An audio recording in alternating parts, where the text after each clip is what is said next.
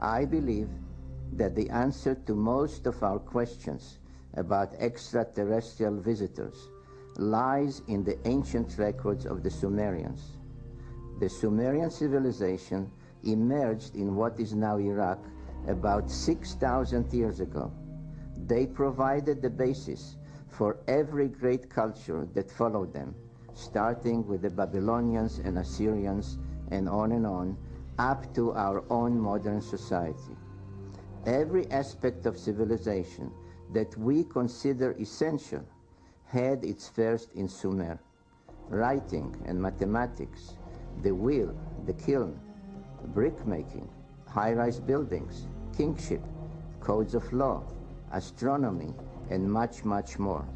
Many cultures struggled for centuries to advance and to develop.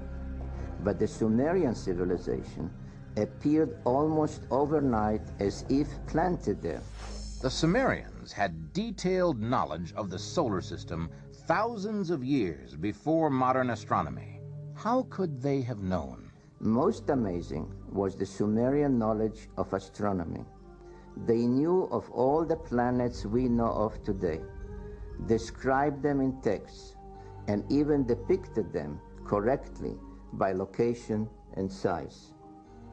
The astronomer Copernicus is often said to be the first to prove that the planets orbited around the sun, and that Earth was one of those planets.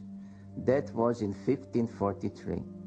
But the Sumerians said the same thing 5,500 years earlier. Even more amazing, they described Uranus and Neptune as blue-green twins. Modern science was unable to closely observe these planets until 1986 with the flyby mission of the Voyager probe that found them to be blue-green twins exactly as the Sumerians had described them thousands of years earlier. Was this a fortunate choice of words for an imaginative Sumerian writer? Or was it based on information from someone who had seen Uranus and Neptune at close range?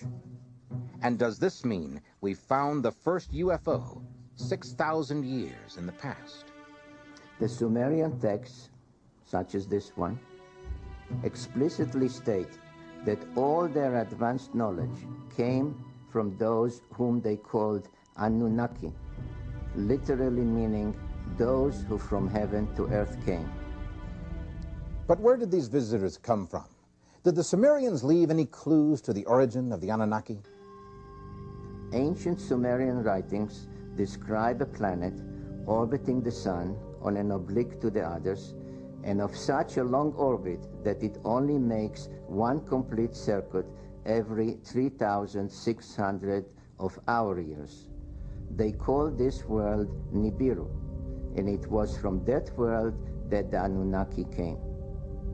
If this theory is correct, it suggests how an inhabited planet, called Planet X by astronomers, could have once been close enough to Earth for the Anunnaki to reach us with some kind of short-range vehicles.